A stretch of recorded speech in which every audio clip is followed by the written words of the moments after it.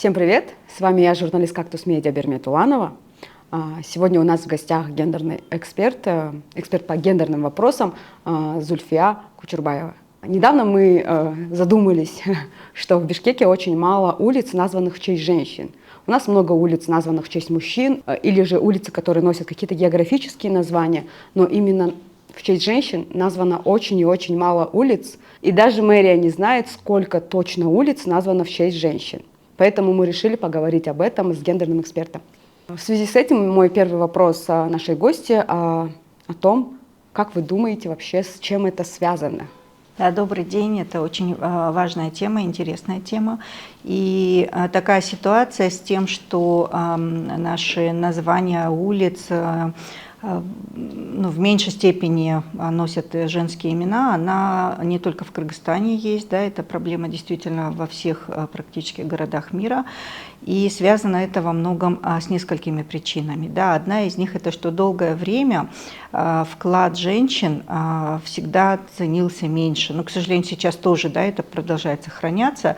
И также, наверное, это связано с тем, что женщины в меньшей степени были вовлечены вообще в процесс принятия решений. И были сферы, в которых женщин было изначально меньше. Да. Чаще всего названия улицам дают, например, именами каких-то воинов, да, я не знаю, отличившихся на каких-то таких вот военных событиях людей и так далее. Ну и как мы знаем, что даже если женщины у нас были вовлечены в те или иные военные мероприятия, но их имена чаще всего не документируются, не входят в учебники в истории, и, соответственно, еще меньше шансов у них потом получить воплощение в названии той или иной улицы, сквера, парка и так далее. Вот. С другой стороны, здесь есть еще одна, тоже такая, наверное, более глобальная проблема того, что изначально считается, что чисто стереотипно, да, есть предубеждение, что удел женщины – это дом и дети. Вот, соответственно, все, что касается публичной сферы, да, а это, соответственно, вот какие-то экономические сферы, политические там и так далее, да, они вроде бы как отдаются на откуп мужчинам. И поэтому история и фиксирует, да, достижения именно вот мужчин в тех или иных сферах.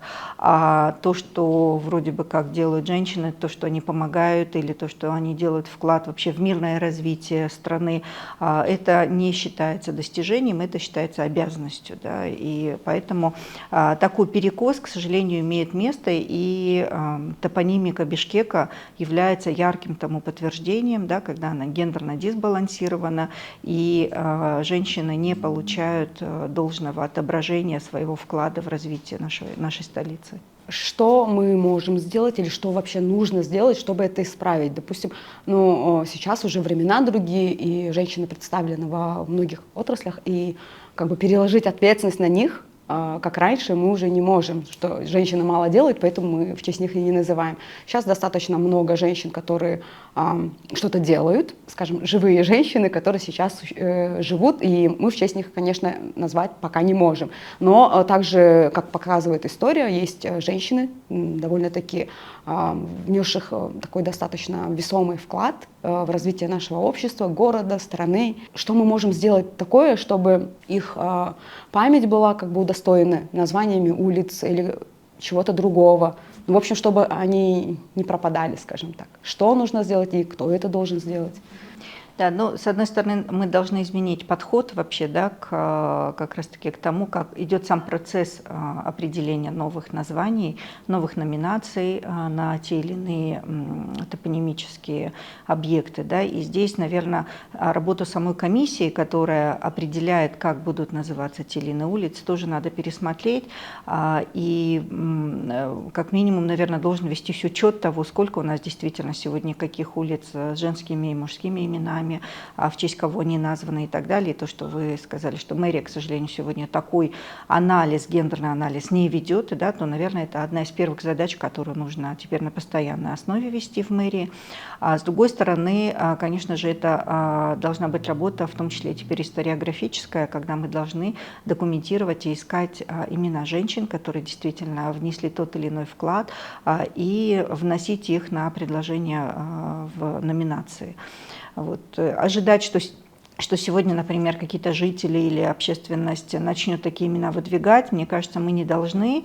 Это должна быть проактивная работа самой мэрии, самой комиссии, поэтому сотрудники мэрии, специалисты мэрии, они должны просто такую работу провести. Они могут привлечь, конечно же, здесь и экспертов тоже очень много, я думаю, интересных можно найти имен, и потом уже системную эту работу вести. Вот. Также я хотела бы здесь еще отметить, что зачастую бывает так, что когда дают, даже существующие, например, улицы носят фамилии женщин, не всегда они сопровождаются с именем женщины. А так как грамматическая форма потом начинает использоваться мужская, да, то зачастую даже люди, которые живут на той или иной улице, которая носит имя женщины, могут не знать, что эта улица названа в честь женщины. Да, а уж тем более говорить о детях, там, о молодежи и так далее, которые, может быть, и не были знакомы с этой исторической личностью. И вот сегодня международный опыт говорит о том, что есть такая практика, когда не меняют названия улиц, а именно уточняют названия улиц. Да? И вот, например, в Париже есть много улиц, которые были известны, и даже сами французы знали, что, например, у них есть такая улица, там проспект Рошуар, но мало кто знал, что на самом деле эта улица была названа в честь аббатисы Маргариты Рошуар, и поэтому, когда на многих картах и так далее это просто идет как проспект Рошуар, то, понятное дело, никто и не подозревает, что эта улица названа в честь женщины. И вот у них была проведена такая ревизия, и они решились на такой шаг, что в том числе отдельно стали указывать, что это именно Маргарита Рошуар. И поэтому вот такие вещи тоже очень важно учитывать, да, то есть каким образом даже уже имеющиеся женские имена знакомы, известны и понятны жителям и приезжающим в тот или иной город. Да, поэтому вот здесь, мне кажется, должна быть работа такая очень тщательная, скрупулезная и комплексная. Вообще, чем важно для общества и страны, чтобы улиц, названных в честь женщин, стало больше? Ну, с одной стороны, это историческая справедливость, да, это, конечно же, вопрос справедливости, потому что женщины делают очень огромный вклад, да, и этот вклад, он должен, конечно же, обязательно быть отражен, в том числе в названиях тех или иных объектов. Но, с другой стороны, названия объектов могут выполнять уже такую, наоборот, модельную ролевую функцию, когда, особенно для молодых девочек, девушек и так далее, да, станет нормой, что женщины активно работают в разных сферах жизни, там, в экономике, в политике, и вообще даже в науке или в каких-то таких, казалось бы, которые, может быть, кажется, где мало женщин, но, тем не менее, наличие таких известных женщин и потом закрепление их имен в виде географических каких-то объектов станет как раз доказательством того, что женщины могут все, и они могут реализовать себя в самых различных областях, и что общество и государство признают и приветствуют такое разнообразие и участие женщин во всех сферах и поддерживает. Как городское планирование может помочь преодолеть гендерное неравенство?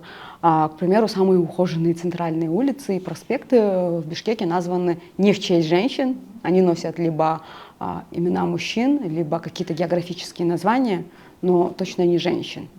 И вообще, как бы достичь справедливости в этом вопросе?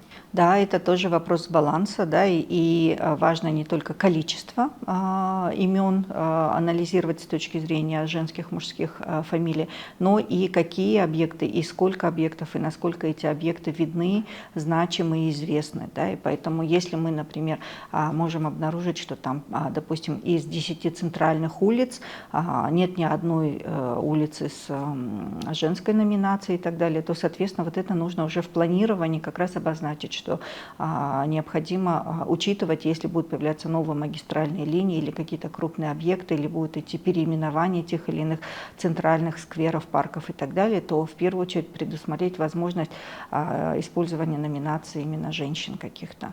Вот. То есть это такая должна быть спецмера, да, не хотелось бы употреблять слово квотирование, но по сути это так, да, когда мы должны прям четко сказать, что в ближайшее ближайшие, например, там 5-10 лет, когда мы будем делать изменения тех или иных названий или вводить новые названия, то, допустим, не менее 50% в них должно быть там женских имен. Да? То есть вот, и это просто нужно поставить как индикатор. И, соответственно, уже соответствующие службы, комиссия и так далее должны будут придерживаться этого индикатора.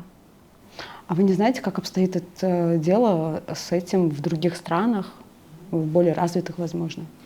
Ну вот, как я уже говорила, в целом это проблема вообще во всем мире, но многие страны сегодня этим вопросом занялись всерьез. И вот один из примеров, который я приводила, это мэрия Парижа, которая действительно сделала такую ревизию, пересмотрела и увидела, что есть несправедливость, да, и в последние годы они приоритетно называют женскими именами.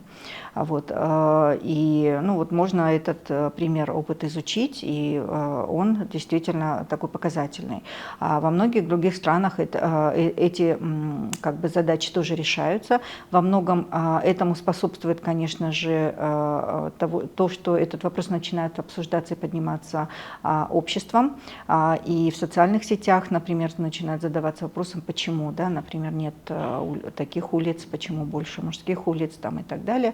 И в ответ на это городские управы, которые ориентированы на общественное мнение, они действительно всерьез начинают этими вопросами заниматься.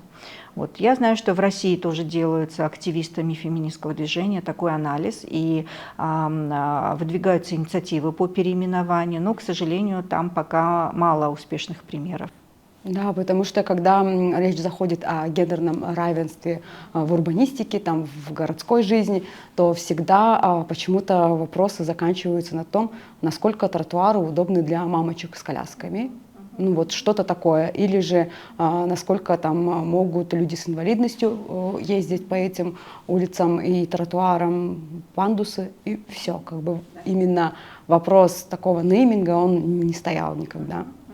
И, наверное, это влияет и на то, что в селах еще меньше улиц, названных в честь женщин. Да, совершенно верно. Да, это влияет, и получается, что названия объектов, улиц и так далее, они как будто бы являются отражением общественных установок, но, соответственно, может быть и обратный эффект. Если мы меняем и делаем более такими справедливыми номинации, то это, в свою очередь, будет влиять на размывание существующих гендерных стереотипов и предубеждений.